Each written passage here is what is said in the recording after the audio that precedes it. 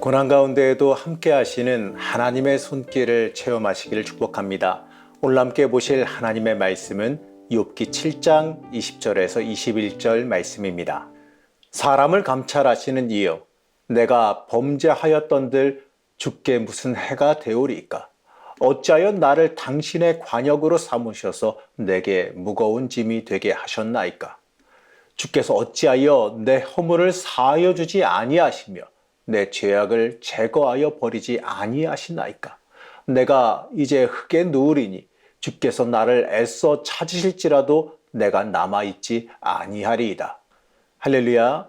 엔게디 말씀 묵상과 함께 하시는 성도님들을 축복합니다. 여러분은 너무나도 억울하고 고통스러운 일을 당해서 혹시 밤새 잠을 이루지 못한 적이 있으십니까?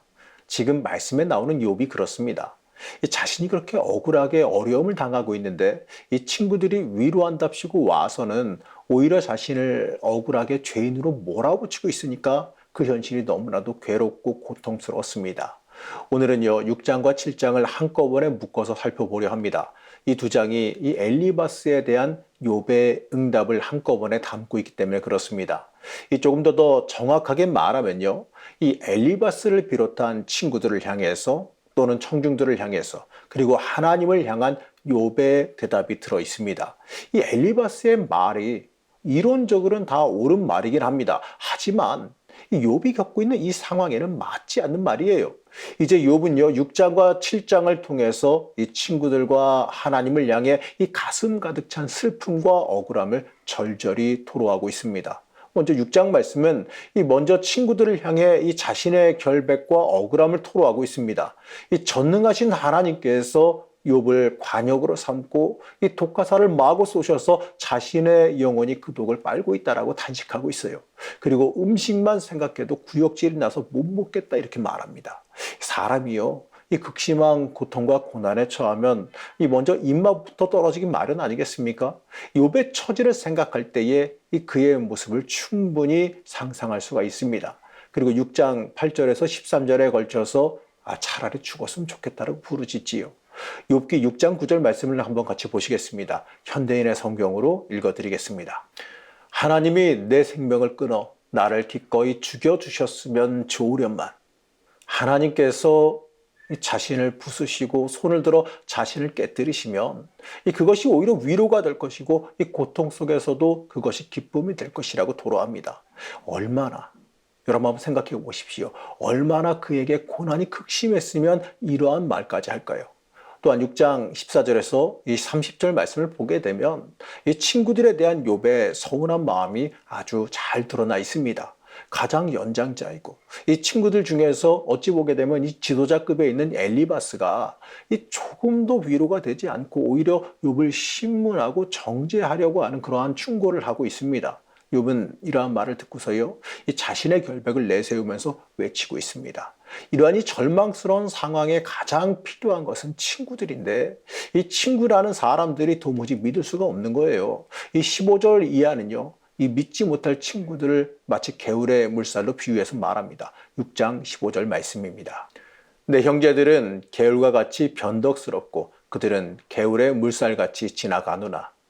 이 말씀에 등장하는 개울은요 와디를 뜻하는데 이 건기 때는 마른 강바닥을 보이다가 우기가 되면 격렬한 급류가 되어서 흐르게 됩니다.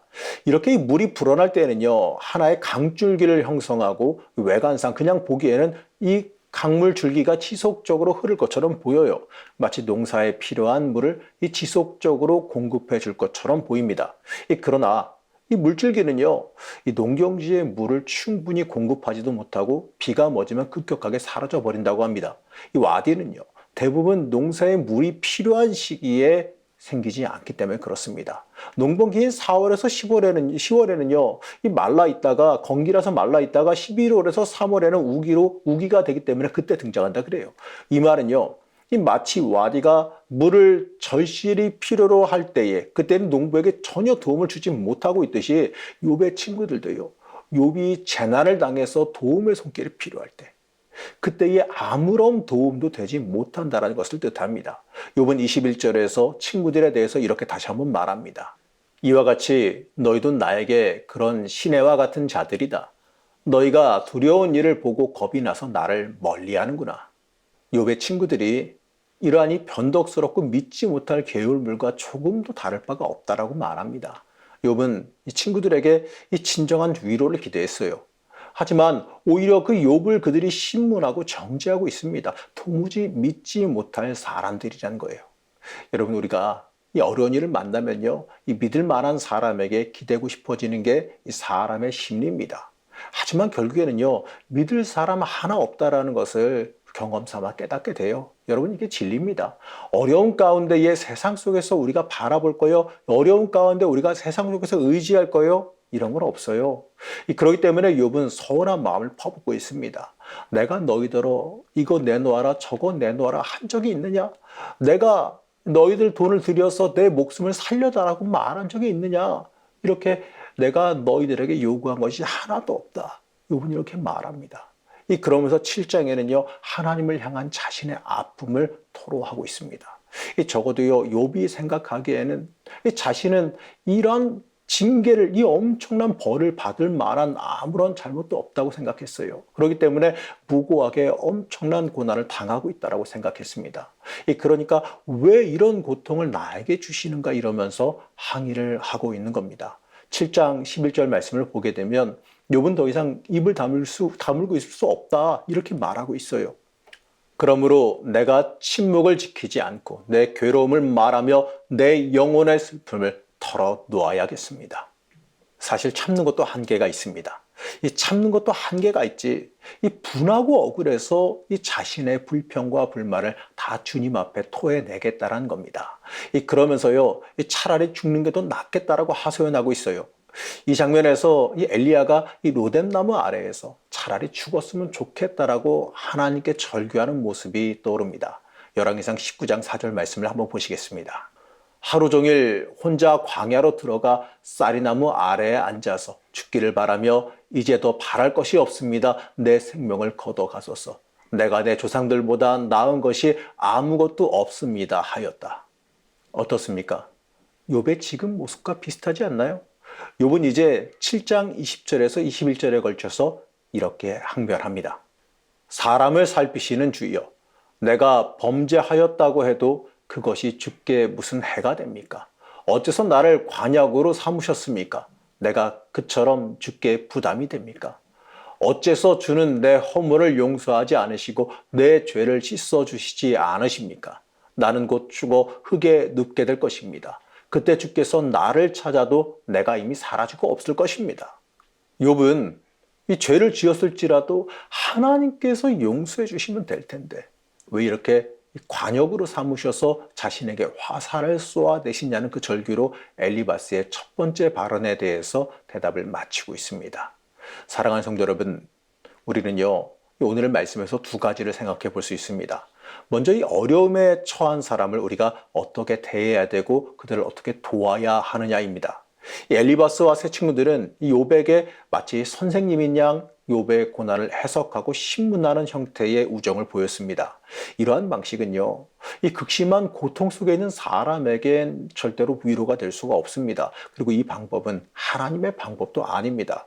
우리가 이 어려움에 처한 사람에게 이 정죄하고 군림하려 드는 것, 여러분, 이것은 옳지 않습니다. 이 정죄와 판단은요, 우리의 소관이 아니라 하나님의 소관이에요. 이 정죄와 판단은 오직 하나님만 하실 수 있는 겁니다. 우리는 어려움에 처한 사람들에게 판단할 것이 아니라 그들에게 위로를 내주고 그의 아픔을 살펴봐 주는 것이 우리의 임무라는 것을 깨달아 알아야 됩니다. 그리고 나머지는 하나님의 영역이니 하나님께 맡겨야 하는 겁니다. 우리도요, 혹시 우리의 좋은 친구들이 이러한 고난을 당하였을 때에 이 엘리바스와 같은 입장을 보이지 않았는지 한번 돌아보며 살펴봐야 됩니다. 그리고 또 하나 살펴봐야 되는 것이 있지요. 우리가 이러한 고난을 만났을 때에 하나님 앞에서 우리가 조금 더 솔직해질 필요가 있습니다. 우리가 때때로 신앙생활을 할 때, 어려움을 겪을 때 이 묵묵히 가만히 있는 것보다 이것처럼 격렬한 항의를 통해 하나님 앞에 더 가까이 나가설 수 있다는 사실을 깨달아야 됩니다. 오늘 말씀 속의 욥은요, 욥기 초반에 인내하고 겸손했던 그 모습과는 조금 다릅니다. 물론 욥기 초반에 그 욥의 그 의연하고 한결같은 그 순전한 믿음이 참 아름답게 느껴졌을 겁니다. 참 본받을 믿음인 건 맞습니다. 하지만 저는요, 오히려 이 하나님 앞에 항변하고 있는 지금의 모습이 어찌 보게 되면 더 현실스럽고 더 인간미가 있어 보이기까지 합니다. 이 고난을 당해 이 괴롭다고 하지만 이 고난을 당해 괴롭다고 하나님께 토로하는 그 욥의 모습, 그 모습은요, 하나님 앞에서 자신의 마음을 다 열어놓은 솔직한 모습이기 때문에 그렇습니다. 여러분, 우리는 이 모습이 오히려 하나님께 우리를 더 가까이 다가가게 만든다는 그 사실을 깨달아 알아야 됩니다.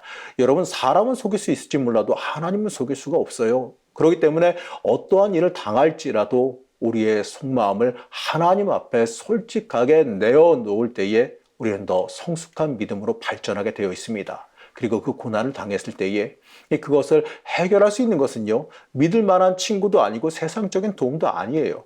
오직 하나님만이 우리의 모든 문제와 어려움을 해결해 주실 수 있음을 우리는 믿어야 됩니다. 우리도 이 고난 앞에서 하나님 앞에서 우리가 좀 더 솔직해져야 됩니다. 이 고난을 당할 때 하나님 앞에서 괜찮은 척 하지 말아야겠지요.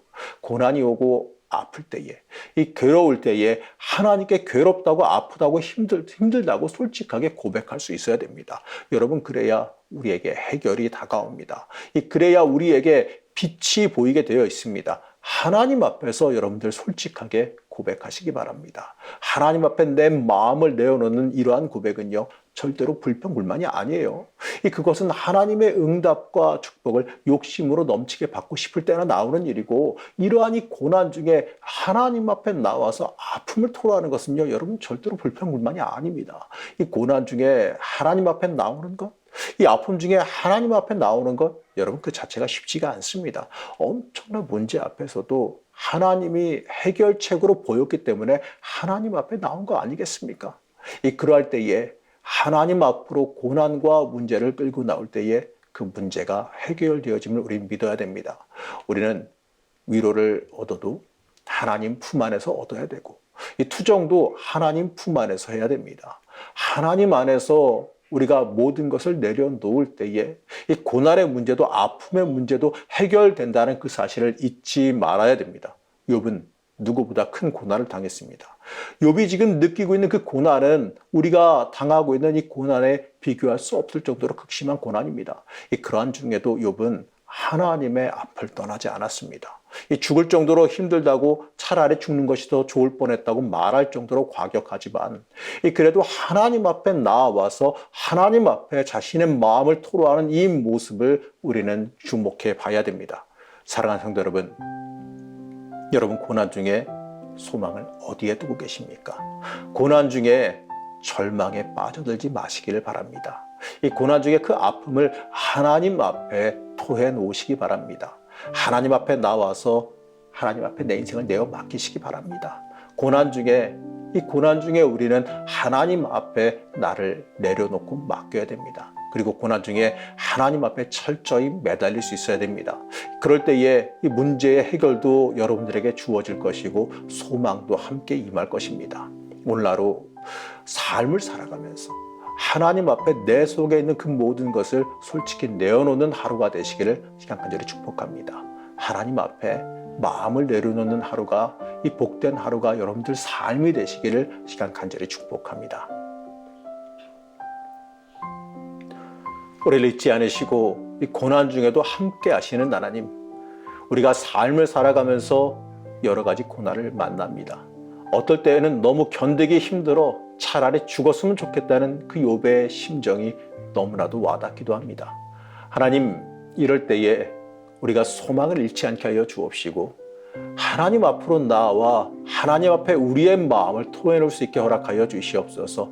이 고난 중에 하나님 기억하게 하여 주옵시고 하나님 앞에 매달릴 때에 하나님께 내 아픔과 어려움을 내려놓고 매달릴 때에 평안과 문제 해결을 주실 줄로 믿습니다.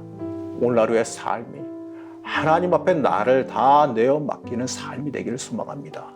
우리를 위로하여 주시고 우리에게 새 소망이 넘치게 하여 주시기를 원합니다.